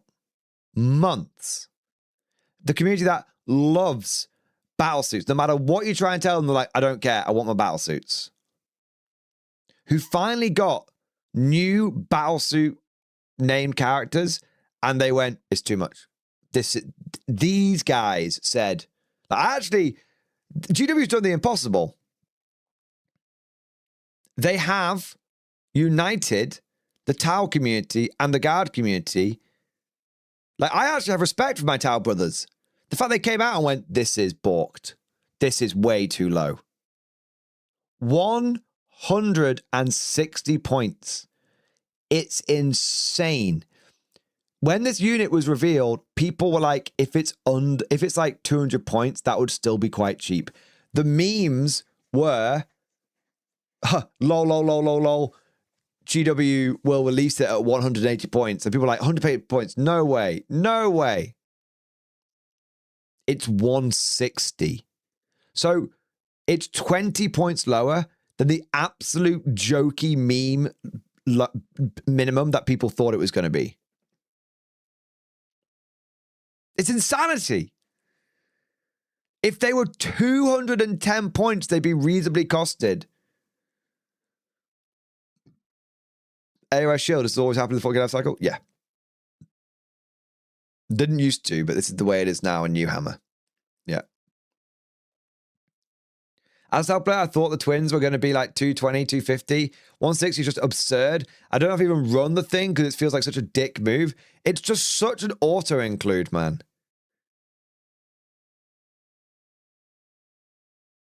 It's such an unbelievable auto-include. Yeah. I would not blame any Tau player for running this. I wouldn't.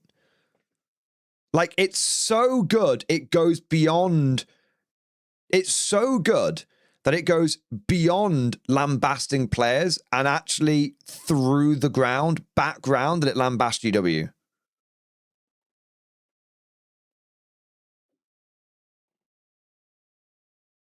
These guys could go up 100 points and they'd still be good. They'd still be like, you know, people would then debate on whether taking them. 100 points. So what's so good about this unit is they can move 4 times in a turn. So they can get a scout move. Then they can move. And then they get to do a move at the end of each fight phase. Not their fight phase, each fight phase. So they can scout move at the end of their fight phase, move at the end of your fight phase. Also, they have Ballistic Skill 2+, and they're armed with like some big fuck off like metal gun shit. So they're really killy, and they're hyper maneuverable, and also they're actually reasonably durable because they're on a 2-up, 4-up with 16 wounds, but 16 wounds are split across 2 models. So that really helps with overkill because you kill one model. Even if you do like 12 wounds, it only kills one model, and then you lose 4 wounds kind of thing. You can rapid ingress them, and then at the end of the fight phase, move them.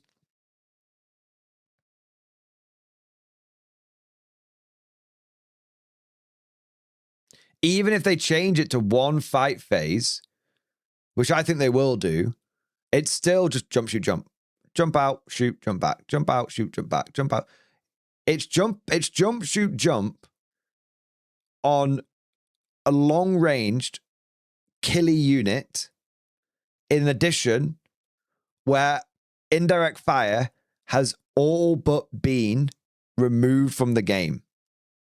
And they are long-range enough that they can avoid most meaningful Overwatch.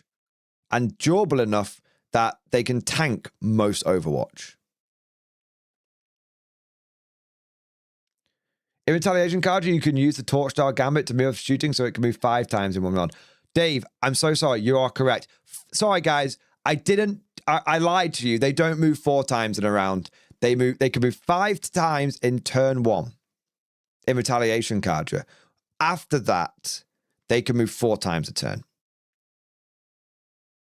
You know, in an edition where movement wins games, this is the most maneuverable unit in the entire game.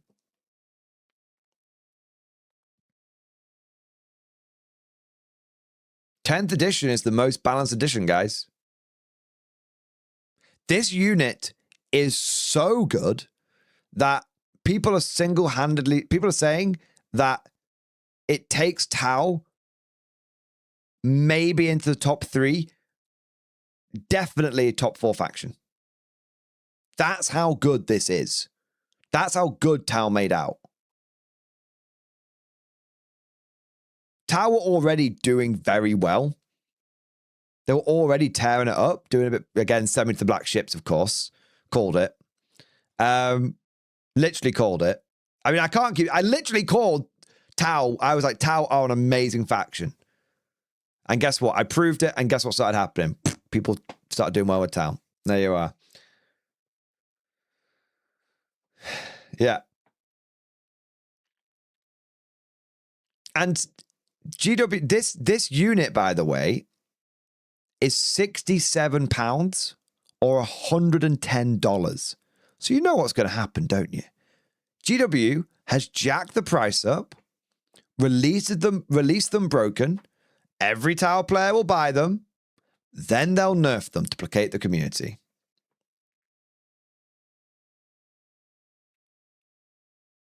Yeah.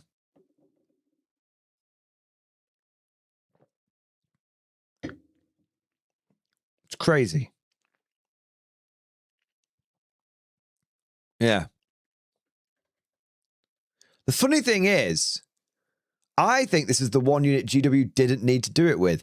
These guys are so... When everyone saw these guys, Tau player and non-Tau player alike, everyone saw them and went, these are really cool.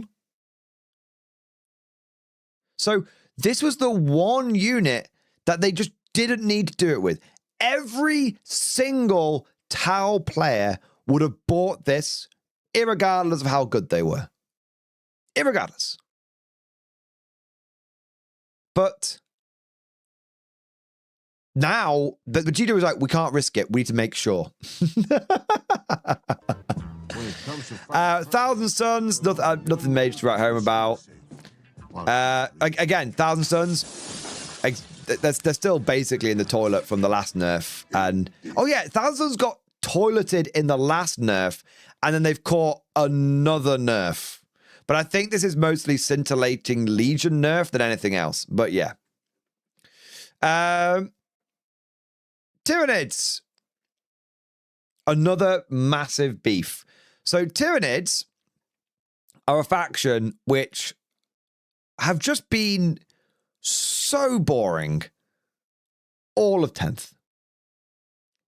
Every single update has just made Tyranids run. Tyranids basically didn't get a codex. I think that's important to note. They didn't get a codex because Invasion Fleet was their index attachment. And after 3 years, everyone still just uses Invasion Fleet. For a brief moment, they got a codex, but then GW nerfed everything that wasn't Invasion Fleet. So Tyranids have been crying out for good internal balance for 3 years. For 3 years, they've been crying out, like, please, just make anything decent, any variety.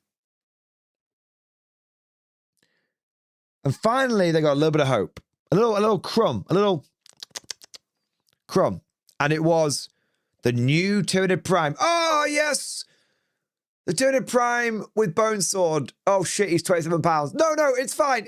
Like it's anything good for Tyranids. Okay, yeah. You know the Tyranid Prime with Lash Whip, who is terrible, by the way, as a data sheet. He is literally just a big warrior. That's all he does. Like, he's a big warrior, and then there's like a blood surge involved, but he's just a big warrior. All right. 85 points.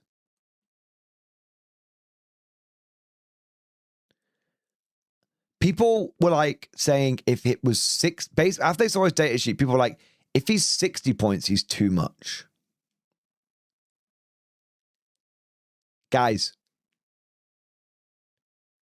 2 Tyranid Primes with Lash Whips cost more than the Twin Lance for the Tau.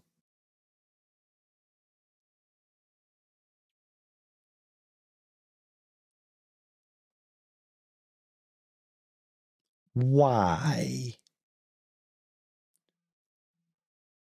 There is zero world where 2 Tyranid Primes beat the Twin Lance.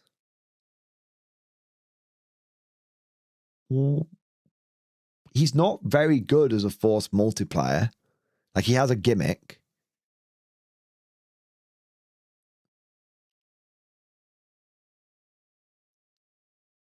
No one is going to buy this. He costs more than the Winged Prime, people are saying. That becomes the W, I bet it does, doesn't it? He costs 20 points more than the Winged Tyranid Prime. Why? Like, the problem is, obviously points can always change, but his data sheet is terrible. Even if you took 20 points off him, it wouldn't fix. This is like just such a weird. This is where people started saying, like, it has to be incompetence at this point, because you can't have in the same data sheet the Tyranid Prime come out at this point cost and the Twin Lance come out at this point cost, because people are like, oh well, they'll make it cheap and then they'll nerf it. If that was the case, they would have done the same thing with the Tyranid Prime. So I actually don't know if there's maliciousness going on here. I actually don't know if there's maliciousness going on. I actually don't know if there's some grand GW plan here, because this guy is so bad and so badly costed that if that was, he literally is the trump card that disproves that entire conspiracy theory. It's mental, man. It's so mental.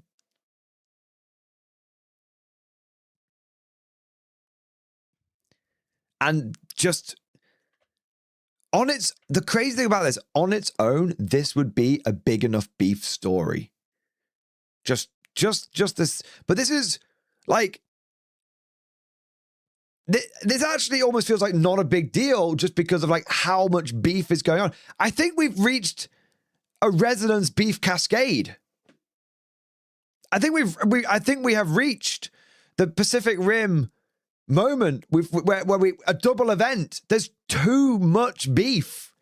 I think we've actually reached beef saturation. There's too much. There can't be any more. World Eater's got a nothing burger of a change. Oh, the Forward Fiend you were taking anyway got -5 points. Okay, fine. Yeah. Like, it's just nothing, man.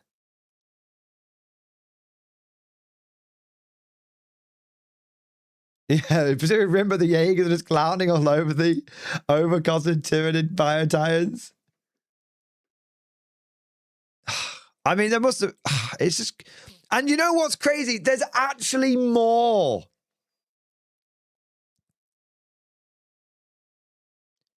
There's actually more beef. And, like, maybe even the biggest beef yet. Like, it's actually... Like, I think a lot of the stuff we've covered in here, a lot of stuff that's in the balanced data set we've actually covered in the Mutant Field Manual. Like, we covered the Sanguinary Priest. That's cool. That's a light in the dark. No one else really got anything. I think there's just the little Necron nerf in here. There you go. Silent King got a little nerf. He can't benefit from one specific detachment, but that's okay, because the other detachments that are utterly broken are still totally great. Orcs didn't get anything, Space Marines didn't get anything, Space Wolves, Tau. Yeah. It's basically just that. So Necrons did catch a nerf, but it's so light touch it makes no difference to them. And Blood Angels got a little bit better. That's all that's in here. No, so the main beef. The number one big beef here is Chaos Space Marines. I said we'd come back round to it. I want to, oh shit, fucking hell, there we go. So, Lower Decks, Death Watch didn't get, the Lower Decks, nothing happened, nothing for Death Watch, but I wouldn't take that as a good sign. If you... nothing happening is a sign that GW is not working on you because they expect to squat you. So nothing, yeah. But there's actually more. This is the beef that broke the camel's back.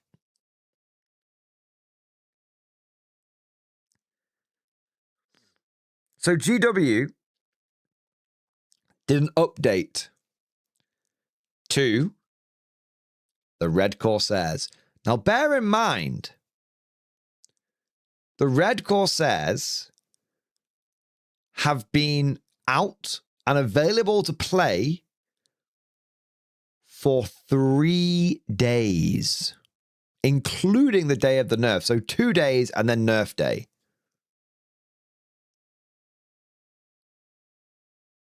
And they just took the Renegade Warband, which isn't Renegade Raiders. I thought it was Renegade Raiders, but it's not.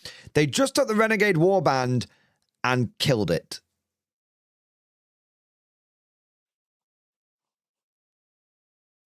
So they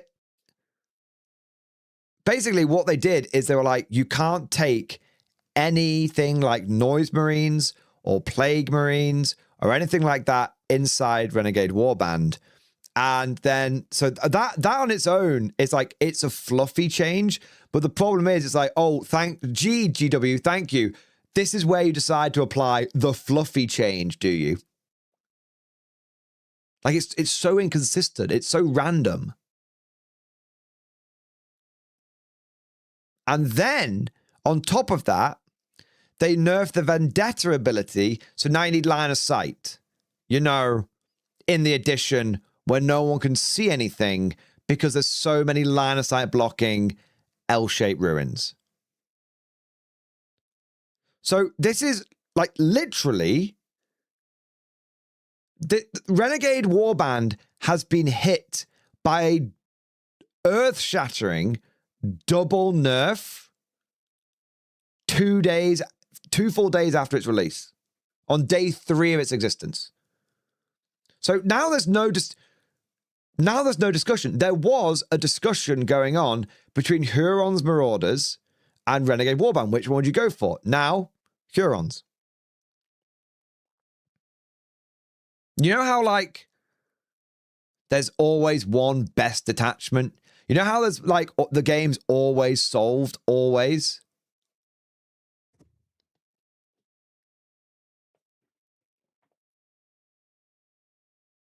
Why?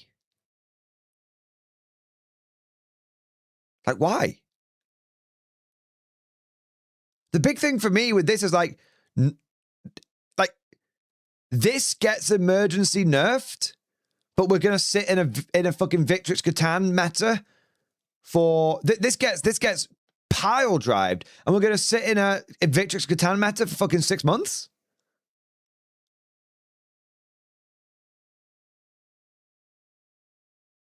Like, what is going on? What is going on? It's crazy. 3 days.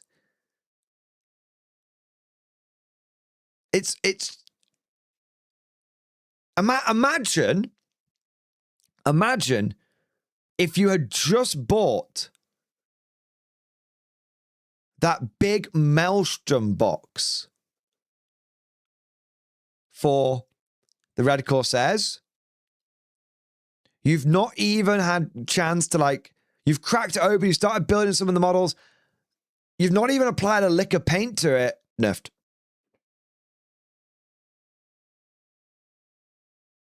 Guys, 2 of the 3 Maelstrom boxes that GW released for this campaign have been gigafucked.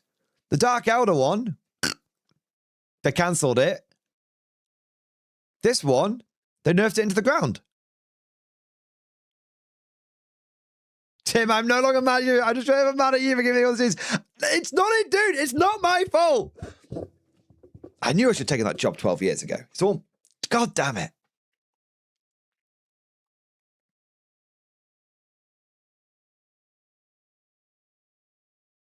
It's mad. And this is the problem, right?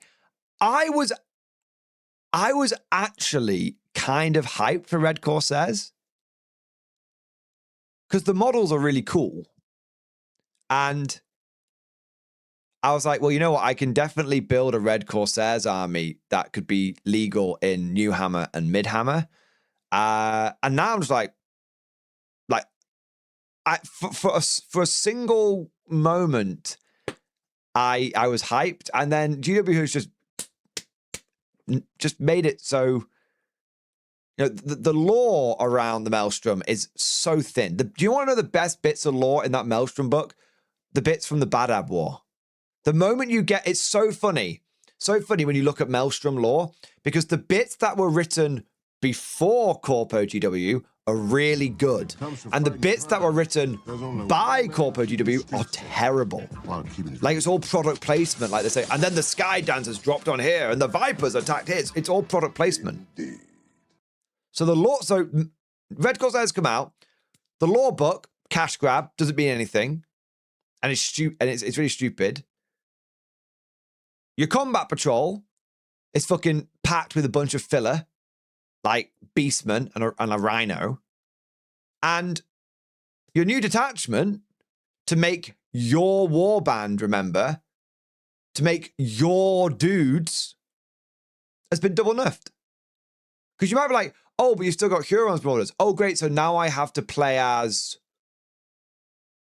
the GW characters detachment. I don't get to play as my guys. I have to play as GW's guys. Because I could get Red Corsairs, I could get those models, or I could get a bunch of other legionaries and make my own Traitor Legion out of them. I could have done that and then plugged, not Traitor Legion, Traitor Warband, and put that into Renegade Warband. I could have done that. Now, no, none of your dudes. No, your dudes. Only GW's dudes. It's just a cash grab. Everything they do is a cash grab. It's crazy. It's crazy. I think that's the last bit of beef. That has to be the last bit of beef. I haven't got any. I think that's it. So long story short, the balanced data slate does nothing to improve the balance of the game. if anything, it actually makes the balance of the game worse because we had 3 factions that were dominating everybody else. Now we have 4 factions dominating everybody else. And on top of that, it actively nerfed a whole bunch of shit that didn't need nerfing.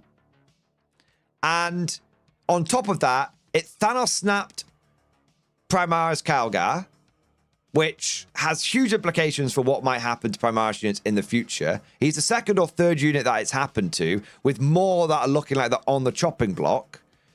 And GW basically just completely fucked Renegade Warband. Now, it might sound crazy, but there might actually be one more bit of beef here. Because I did promise you guys one more bit. I promised you guys implications for 11th edition. Oh, there is more beef, Dave, you're right. My mate has some more beef with the Lash Whip Prime because GW didn't update the Warrior detachment, so the Lash Whip Prime can be buffed by it, unlike the Winged Prime. So, yeah, that's one of the things I forgot to mention with the Tyrannid Prime. That's correct. The Tyrannid Prime doesn't benefit... So the big warrior doesn't benefit from being in the detachment that's all about Tyrannid warriors. They didn't give him the right keywords, or they didn't give the detachment the right keywords. That is like just a little bit of salt on top of the beef. That's something they could fix, to be fair. To be fair, they could fix that one. I mean, they could fix it, but you know, it's a £7 billion mom and pop shop, so maybe we should give them time to figure that out, you know? Again, if you want to be on top, GW, you've got to act like you're on top. If you want to be a mom and pop shop, be a mom and pop shop. That's fine. I don't give a fuck. Okay? But if you're going to be scheming Ferengi Corpo GW, and you're going to milk every last bit of money out of it, and you're going to make all these claims that we're the best and all this kind of bollocks, okay? If you're going to be the industry leader, bake the best bottles for wargaming and all this kind of stuff, if you're going to be like that, the least you can do is spend some of that £7 billion that you're worth on being like, maybe we should have checked if this Prime works with all the detachments.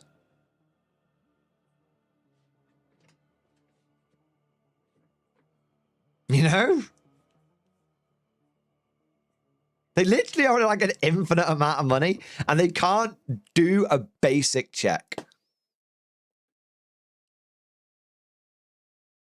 Cosmic, I don't think there's enough bananas to fix them. We might need to swap them pineapples or just put them down like a bad horse. Well, you know what, man? The only people that can fix GW are GW at this point. The community has no power. We can't do it. All we can do is just not buy into it. But all of this comes before the launch of 11th. Or, like, this was the update to prove GW still had it. This was the update to get everyone on the hype train for 11th. This was the update to bring everyone who joined your game in 10th edition over to 11th edition, and it fucking stinks, man. It fucking stinks, bro. And talk about 11th edition. There's this, like I said before, there's this whole thing about like the last few months of an edition are meant to like be GW like almost hinting about what's coming in 11th. Do you know what? I think I think that's absolutely the case. No, seriously. I think that is absolutely the case. No, Mordian, they're just phoning it until the edition. No.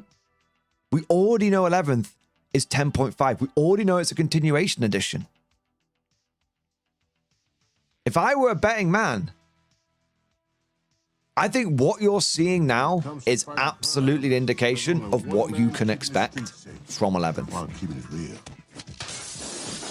I think 11th will be just being, I think it'll be same shit, different day. I think it'll be dreaded policy. I think it'll be meaningless balance updates. I think, because the thing is like,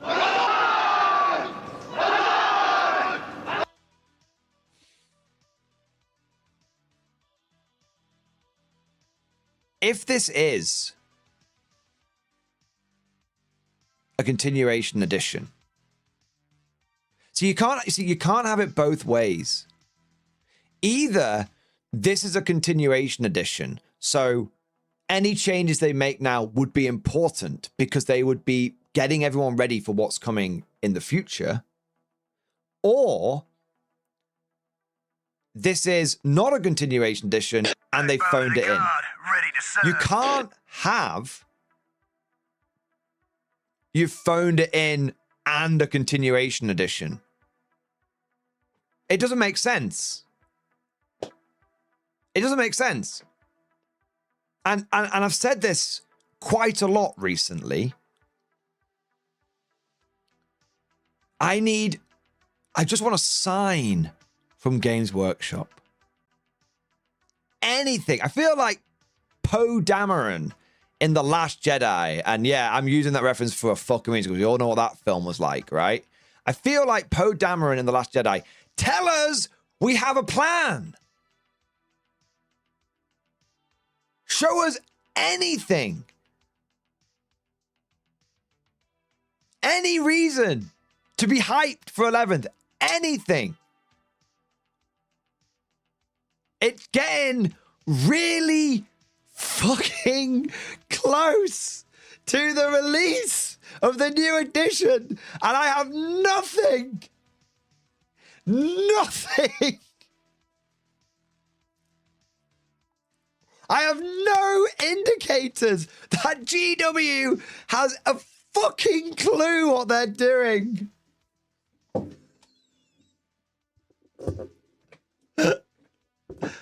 Like, Horus Heresy 3.0, dead. Lord of the Rings 3.0, or 2.0, whatever it was, dead. Age of Sigmar 4.0, dead. They couldn't sell 10 tickets to their big event. Dead. Like, the last 3 balance updates, useless. Waste of time.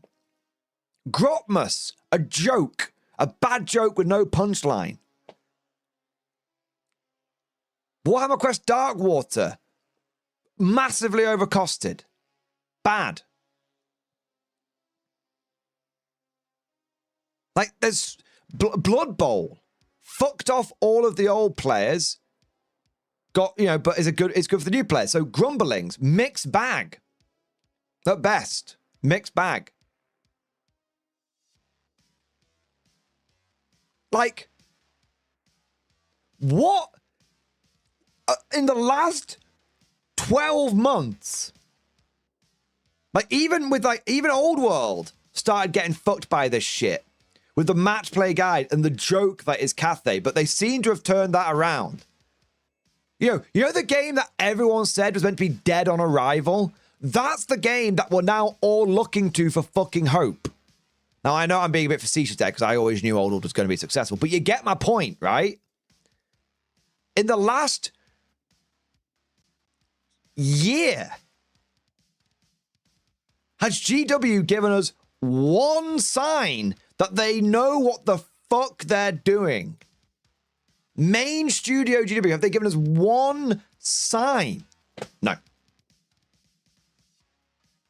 And we know that the 11th edition box set is going to be £200. Like, that's all but confirmed. It's going to be £200. And it's going to be $300 fucking dollars. And it's going to be full of fucking characters.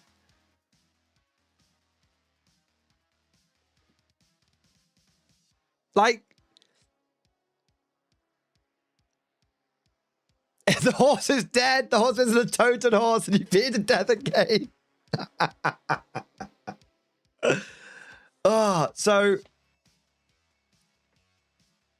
yeah.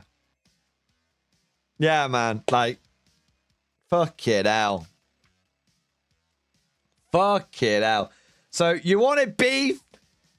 You wanted beef? Here's your fucking beef. Here's your fucking beef, you bastards. Oh. So, look.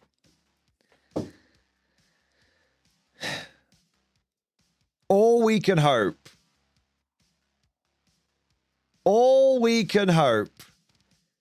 is that 11th edition fixes everything. There's so much riding on it. There's so, like, I said this 3 months ago. I said, people don't realize how exposed GW is. This balanced data slate and the reaction from the community proves it. Send me one last time. Send me to the black ships. A couple of months ago, I said GW is way, way, way more exposed than anybody realizes. All of their ancillary games are failing. The only game that still has any momentum behind it, literally the only game that has any momentum behind it is basically Warhammer 40k and a little bit of Old World, okay? But Old World's only just got that momentum back. So it's Warhammer 40k. While keeping it real. If Warhammer 40k 11th edition fails, they have no fallback position. Everything is riding on this, because you can't say Total War, you can't say the video games, because the Space Marine money evaporated instantly. They got one juice out of the Space Marine money and then it went away again. I kid you not. The summary of this entire beef is that everything, literally everything for GW is on the line now on 11th edition. It has to land. And the ironic thing is that I don't think 10.5 is going to be good enough.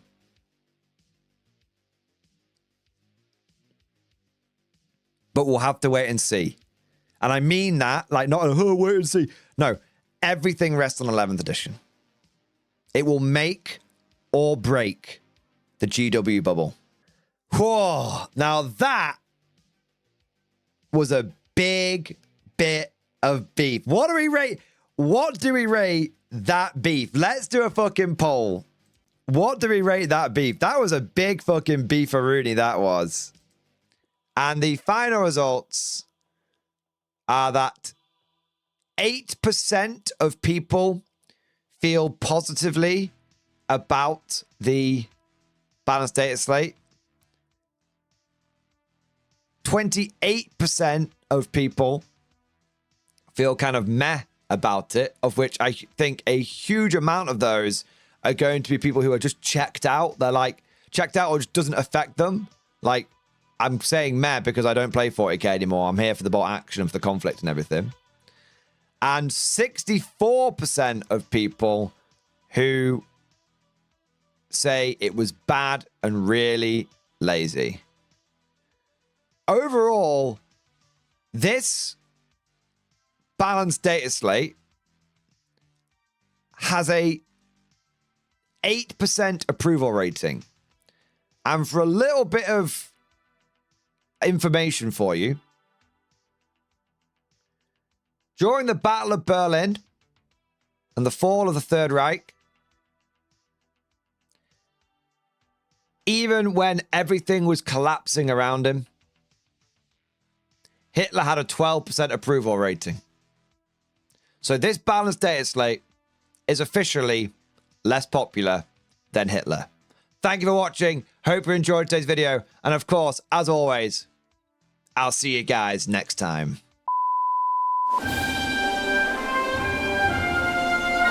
Would you like to know more? If so, then please consider becoming a channel member or patron. By supporting the channel, not only will you be doing your part, but you'll also be helping me create more content for your viewing pleasure, and unlocking a whole host of perks. You get everything from a badge next to your name, custom emojis, but the big one is access to the Mordian Glory Discord server, an online community with almost 2,500 active members. It's always popping off in the MG Discord. We've got channels for army lists, hobbying, tactics, stories, and even a pretty spicy meme section as well. For all you greenhorns that wanted to see the Mordian glory hole, today is your lucky day.